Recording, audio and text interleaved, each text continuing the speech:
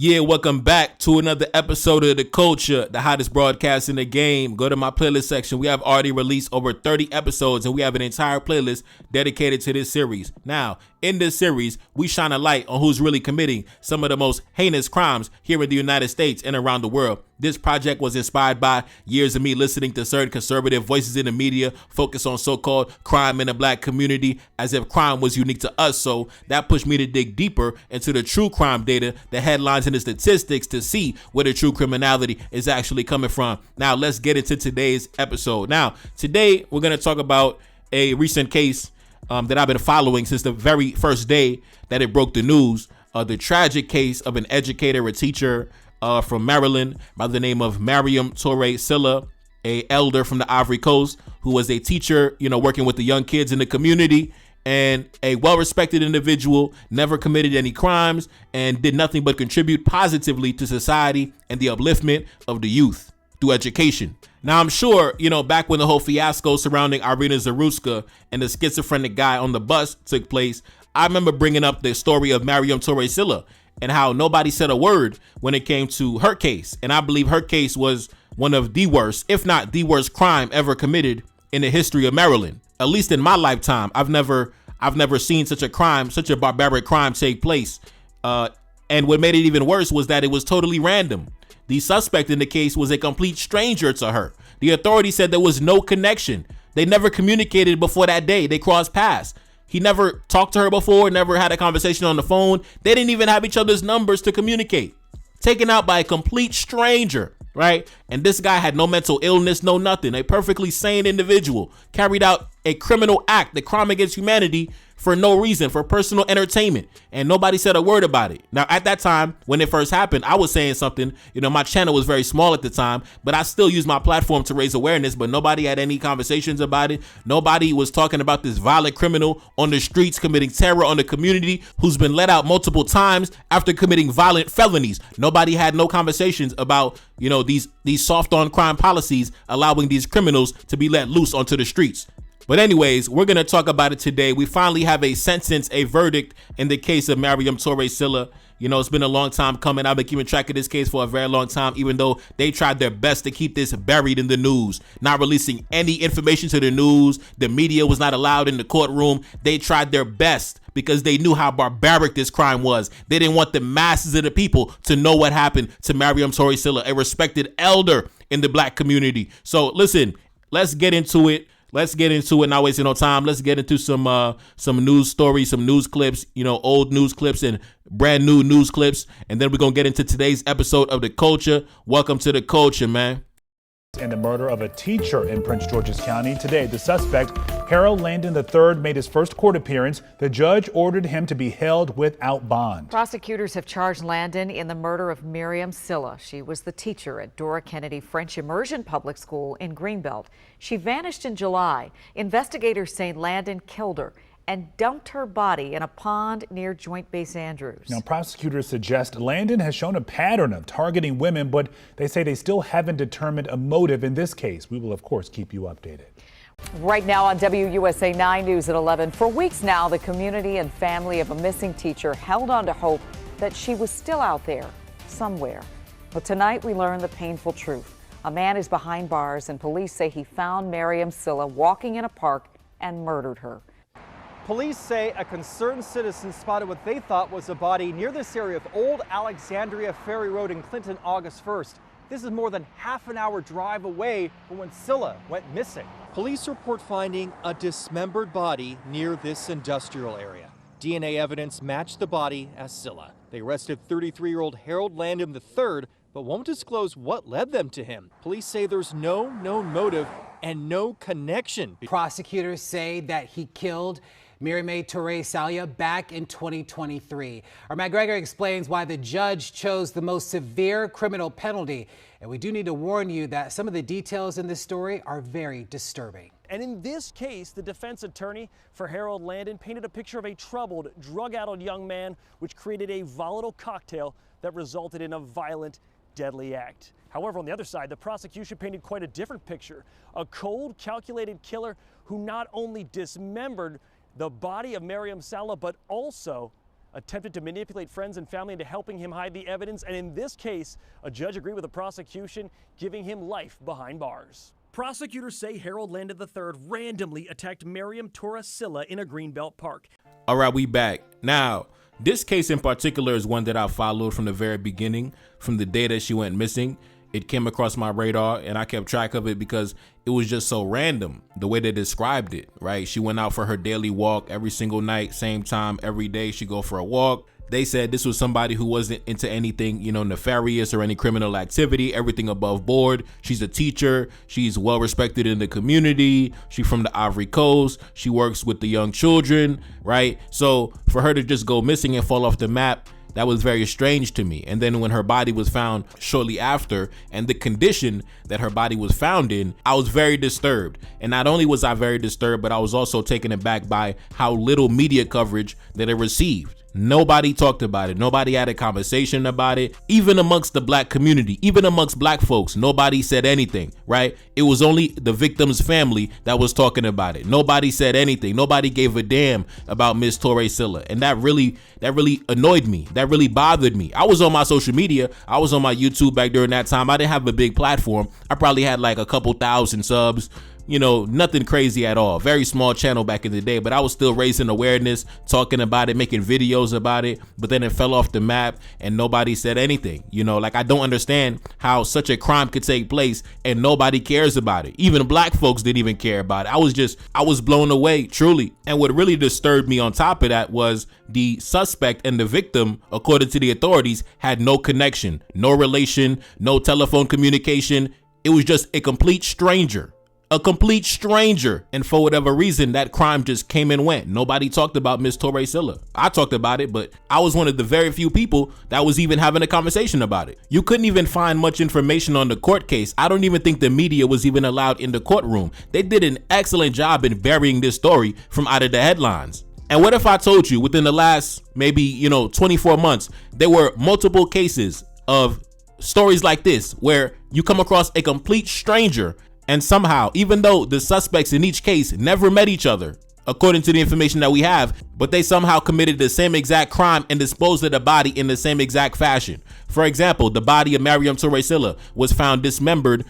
Only the torso was found, by the way, and it was found naked in a body of water. And what if I told you there were other similar cases within the past, recent months where a woman was attacked by a stranger and her body was disposed of in the same exact fashion? Imagine there were black men going across the country in various states, different states, right? And then bodies were popping up all over the place. Body parts popping up, a torso over here, a leg over here, an arm over here, right? Imagine multiple cases within the same time frame. You would see black men as a collective being condemned for the actions of those criminals, right? It would be 24-hour coverage. They'd be talking about the Democrats are soft on crime. They'd be talking about, man, black men are attacking white women. But when it comes to these cases, complete silence. You never see white men be condemned as a collective for the actions of these individuals, right? Even in the court case, in this case, they tried to say the reason why he did what he did to this lady is because he had a rough childhood. His father was tough on him, right? He began drinking and doing drugs at a young age. So maybe that's why he did what he did. That is what was said in the courtroom, right? Oh, he had a rough childhood. That's why he chopped up that lady body, right? That's what they said in the courtroom. Now, anyway, let's get into this story right here, man. Take a look up on the screen. A man gets a life sentence in a murder of a teacher who was dismembered after visiting a park, right? Now, keep in mind, this guy had a violent criminal history and all that, roaming the streets and killing a woman that was well respected in the community, a teacher who works with young children, right? And nobody said a word. Nobody said anything for Miss Toure Sylla. That was truly a tragedy, truly a shame. But anyway, let's get into this story. Mr. Harold Landon III was sentenced to life without the possibility of parole in the murder of Mariame Toure Sylla. His attorney argued that Landon did not remember what happened because of drug use, but the prosecutors say that he knew exactly what he was doing. There are still questions surrounding the case that some fear will never be answered. Ms. Sylla disappeared after she went for a walk in the park near her home in Greenbelt, Maryland. After a frantic search to find her, her torso was found in a pond at a business park in Clinton. The rest of her remains have never been found, right? So, which means that her arms, her legs, and her head have never been found. Now, I remember a couple years ago, the family had a funeral service for her, and I'm not sure what they buried because they didn't even find the whole body. And for some reason, he refuses to let us know where the rest of the body is located. And we're going to discuss similar cases that happened recently where the suspect refuses to reveal what he did with the rest of the body. You'll notice a pattern with this demographic. We're going to discuss other cases, later on. But anyway, let's continue. To this day, the motive for the violent attack is still unknown. Now, like I told you, like we discussed on previous topics, like for example, the last video we spoke about, remember the British soldier out in Kenya when he killed that lady for no reason. There was no reason. He did it just to make his friends laugh, right? He did it because, oh man, he probably got dared to do it or something like that. There was no motive for it. There was no reason for it. We notice when it comes to this demographic, when it comes to the crimes they commit, there is no reason for it. There is no socioeconomic reason. There is no emotional reason. It's just for the thrill. It's just for the rush. It's just for entertainment and pleasure and amusement, right? He killed her just to satisfy his own amusement. I guarantee he did it just like we talked about the British soldier. They did it just to see what it's like, just to do it, just to say they did it, right? I'm swear to God, there is no motive for most of these crimes we talk about on the culture. They just be doing it just to do it. There wasn't even a connection between the two people. There was no connection. They never communicated before. She met a random stranger, and the stranger dismembered her body and dumped her naked body in a body of water. There was no motive for it. He did it just to do it. And somehow this case got buried in the media, never made the national news. I didn't see any conversations on social media or the mainstream media or the news media talking about Mariame Toure Sylla, right? The same way they did for the Ukrainian refugee, right? An immigrant from Ukraine. What's the difference between Irina Zarutska and this lady right here? She came from the Ivory Coast. Irina Zarutska came from the Ukraine, right? Irina Zarutska got attacked by a schizophrenic man on the bus. Mariame Toure Sylla, I don't know if she got kidnapped. I don't know what he did, but somehow he managed to get her into his car, and somehow her body was across town and he cut her up limb from limb, right? So when it comes to the level of savagery that was taken into this crime, it was 10 times worse than Irina Zarutska, and not a single conversation was had for Miss Mariame Toure Sylla. That was crazy how a crime like this just flew smooth, clean under the radar, and so many crimes just like it. But anyways, let's continue. Miss Sylla was last seen going for one of her walks through the park on July 29, 2023. The Greenbelt community came together to search for the beloved third grade teacher, holding a vigil and passing out flyers to spread the word.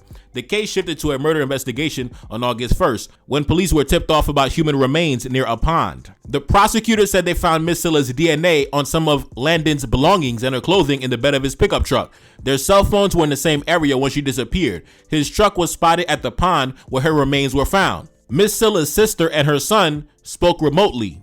Her sister said she still doesn't understand why she was killed and does not think that Landon has showed any regret. Miss Sylla's son said that his mother's murder has left him completely lost. Landon did not speak in court, but his attorney told the judge that Landon's father was volatile and violent and that Landon was introduced to substance abuse, particularly alcohol, at a very young age. He drank beer at age 7 and used PCP at 13. So they're saying the reason why he did what he did was because he was drinking, Coors Light, very early. He was knocking back the Twisted Teas and the 10% alcoholic beverages, at an early age. So that's the reason why he took a random woman and, chopped up her body and left it in the pond. That's what they said in the courtroom. They're going to blame it on his rough upbringing, his his tough childhood, his abusive father, right? They're not going to condemn his race. You notice that, right? They're not going to condemn his race as a collective. It's not an indictment against white men. No, it's just because he grew up rough. He had a tough childhood. His father was tough on him. You got to understand, right? Man, they do so much work to protect the image of these individuals, right? You got to protect the image of the white man, got to defend the white man image. It's not the white man. It's because of a tough childhood, right? But when black men use that same exact reasoning, oh no, it's not because of your tough childhood. It's because of your race. It's because of your culture. But when it comes to them, oh, it's because of my childhood. It's not because of my race. See, like I say, man. Anyway, let's continue.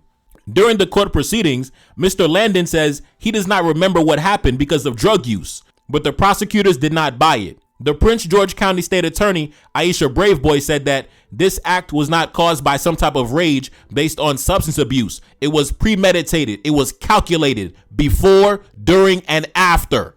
Exactly. These guys, oh man, I grew up tough. I grew up rough. Clowns, bro. Let's continue.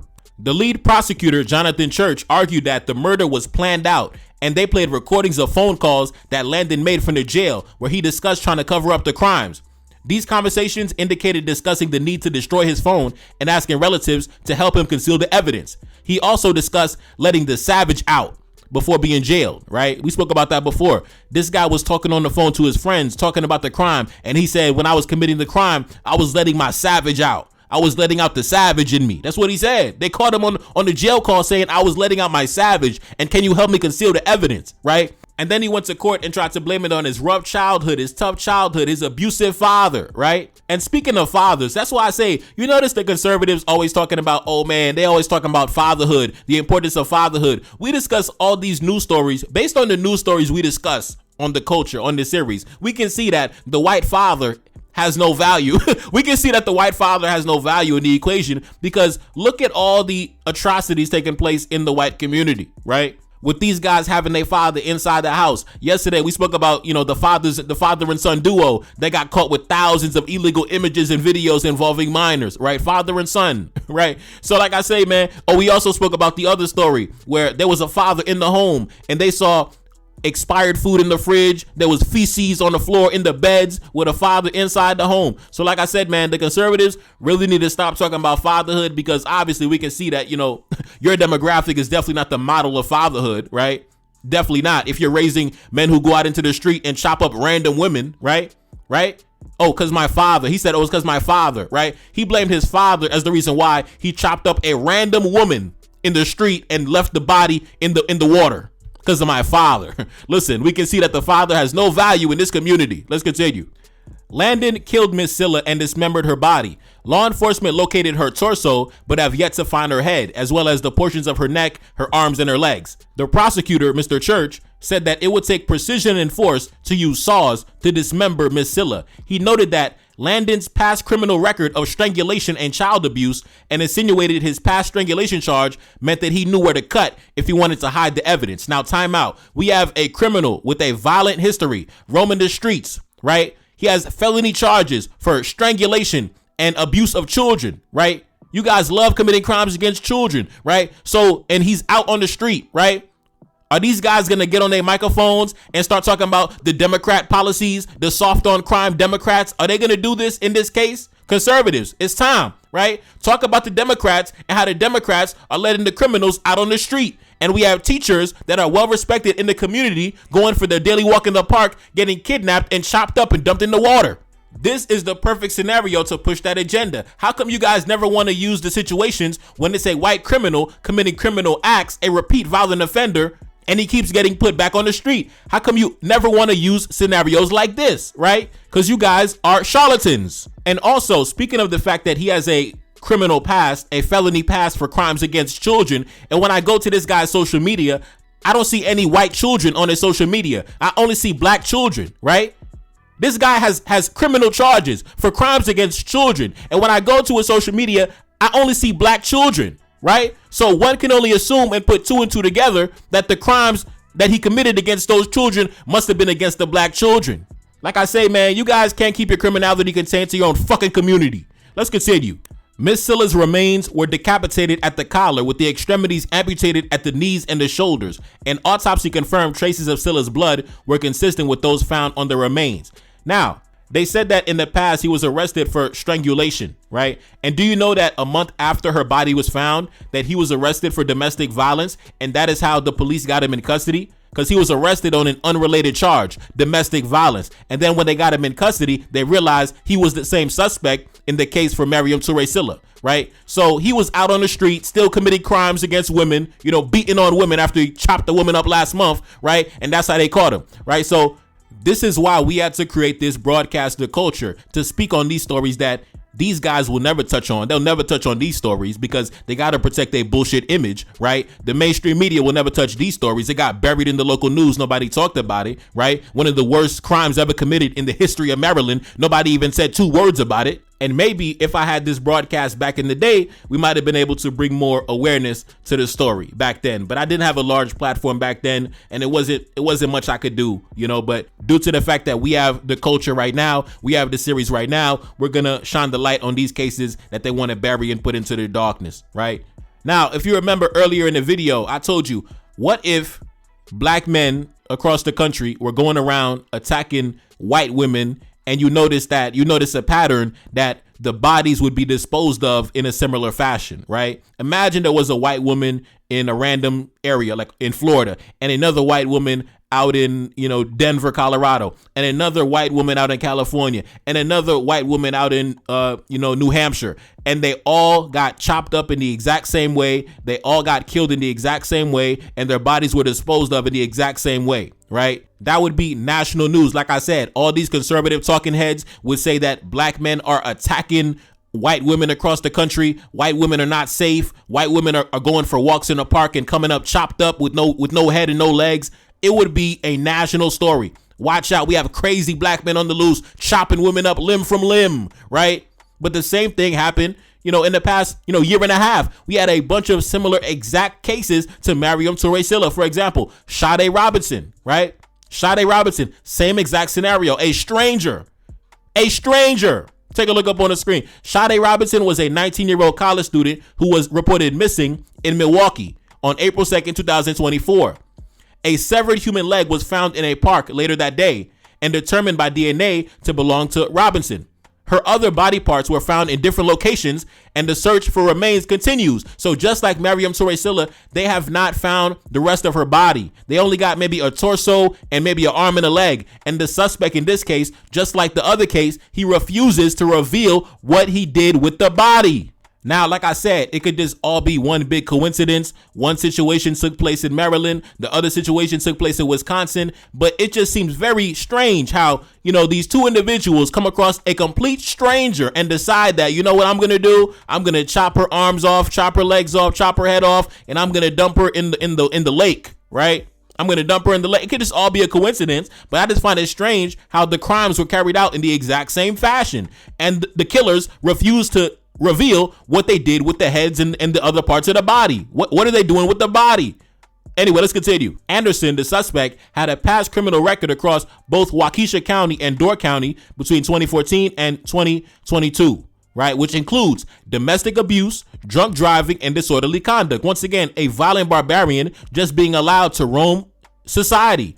Now, like I said, how come the conservatives did not use this case in particular to drive their agenda regarding violent criminals being allowed to be let back loose into society, back onto the streets to terrorize the community? How come they don't use examples like this? Because it's a whole bunch of examples like this, right?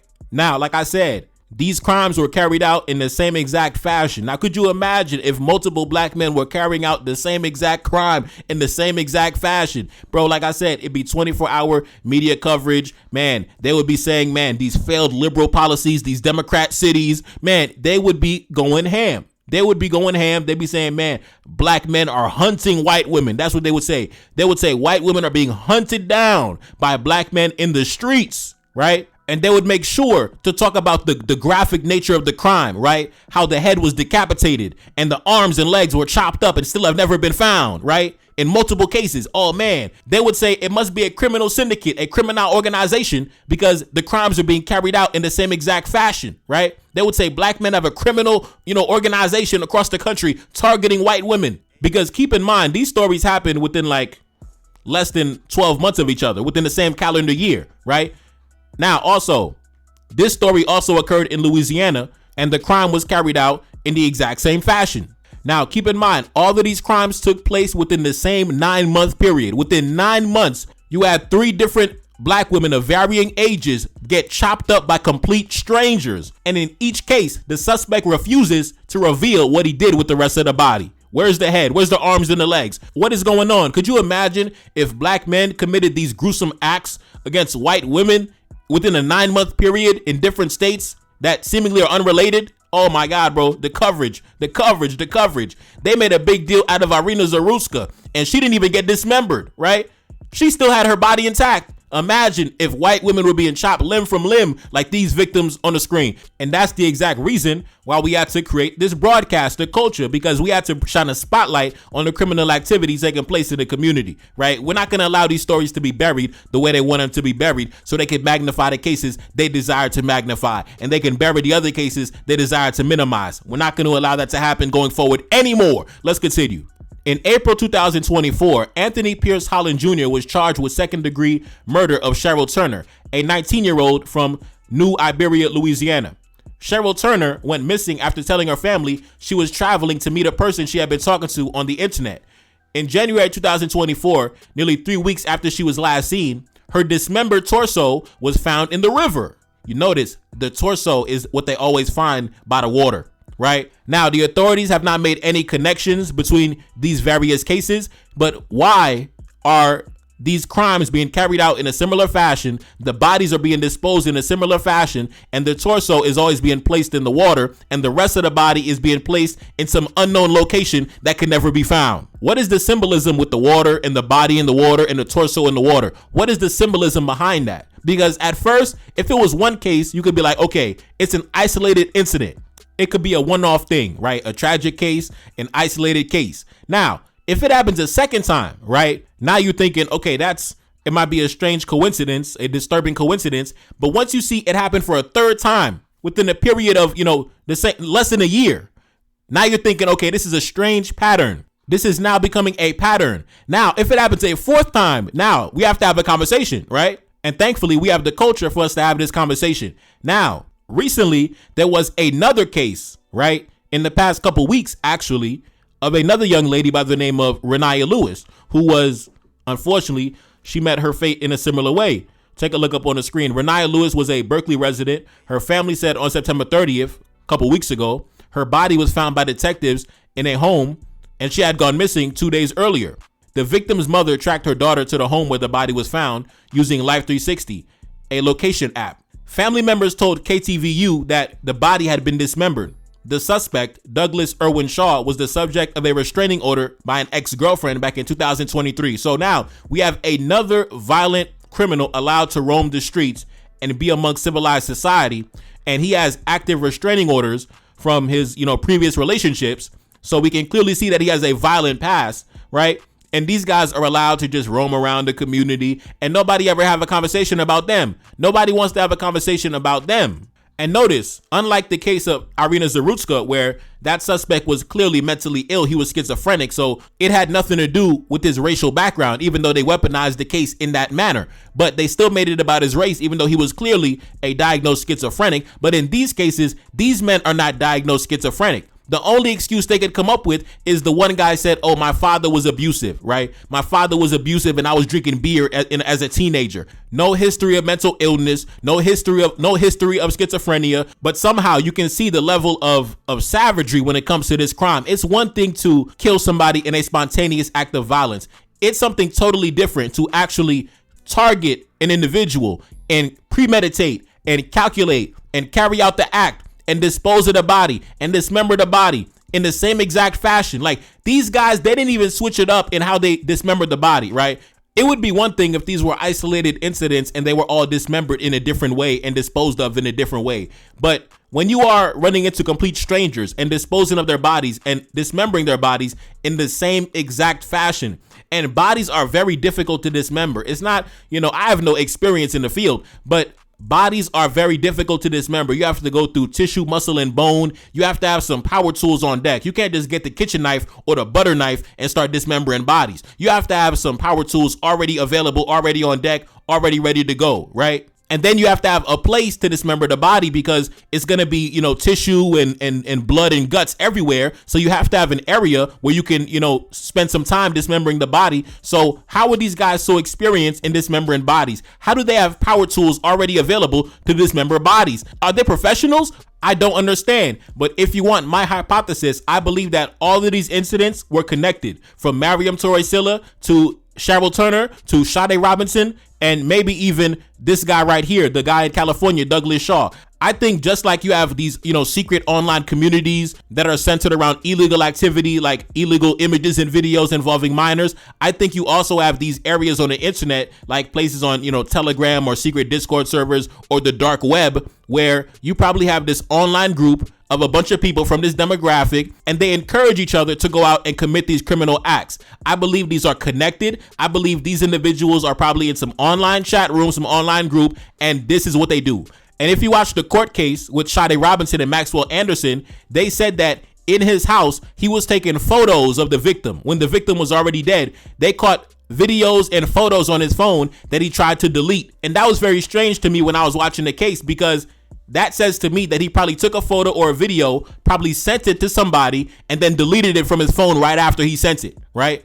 So that leads me to believe that these guys are in some online group, some online chat group, where they're carrying out these crimes across the country, right? That's what I think. That's my hypothesis, because I don't believe these are just isolated incidents that all happened in the same time frame and they were all carried out against the same demographic, and the bodies were disposed of in the same similar fashion, right? And they don't want to tell us what they did with the body. Are they collecting the body? Are they delivering the body parts to somebody else? Is there somebody in the community collecting human heads? What is going on? Why is it a big secret that you will not reveal what you did with the heads of these women? Why is it a big secret? I believe these heads are being collected. I believe these body parts are being collected. These guys are probably part of some satanic, some satanic organization where they collect human heads as sacrifices. And I believe they target black women because black women are easy targets, because they might believe that law enforcement will not carry out the investigation to their fullest capacity. Or they might believe that, a black woman will have her guard down around me because I'm a white man, I'm white. And they know that a white woman is going to have her guard up around them, right? The white woman is going to know, we know about you, right? White women, they grow up in the same household as you.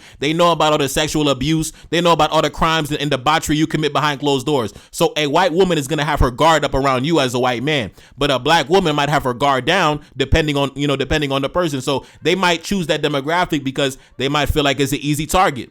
That's what I think. I think these are connected incidents. I really do. And I think law enforcement needs to look into it. And I think they probably already know what it is, but they probably not going to, carry out the investigation to their fullest capacity because of the demographic of the victim and the demographic of the suspect. But luckily, we have the culture to raise awareness, raise the alarm, and have these conversations that, like I said, these guys will never talk about. They'll talk about Irina Zarutska for 6 months, but they'll never say not one thing about Mariame Toure Sylla, right? The African immigrant. They'll talk about the Ukrainian immigrant because she's white, but they'll not say a damn thing about the African immigrant because she's black.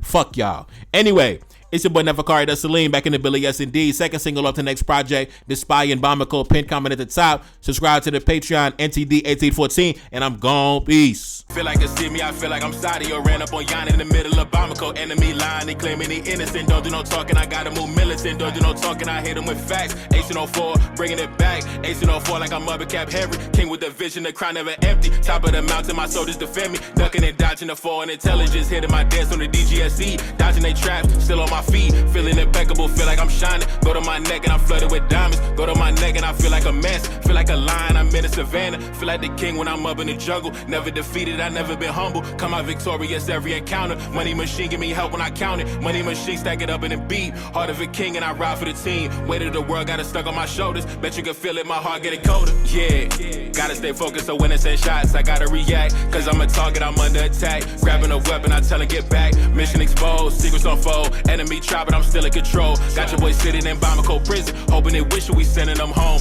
Enemy know that we good under pressure. Been through the thunderous turbulent storm. Shorty a diamond, I told her she pressure. Hop in a whip and I'm taking her home. Hop in a whip and I'm swerving, I'm smashed. Killing my enemies, one of my passion. Rocking this gold like we in bikini. Feel like the captain, I'm clutching a heater. Yeah, gotta stay focused so when it's in shots I gotta react. Cause I'm a target, I'm under attack. Grabbing a weapon, I tell her get back. Mission exposed, secrets unfold. Enemy try but I'm still in control. Got your boy sitting in Bamako prison. Hoping they wish we sending them home. Enemy know that we good under pressure. Been through the thunderous turbulent storm. Shorty a diamond, I told her she pressure. Hop in a whip and I'm taking her home. Hop in a whip and I'm swerving, I'm smashed. Killing my enemies, one of my passion. Rocking this gold like we in bikini. Feel like the captain, I'm clutching a heater.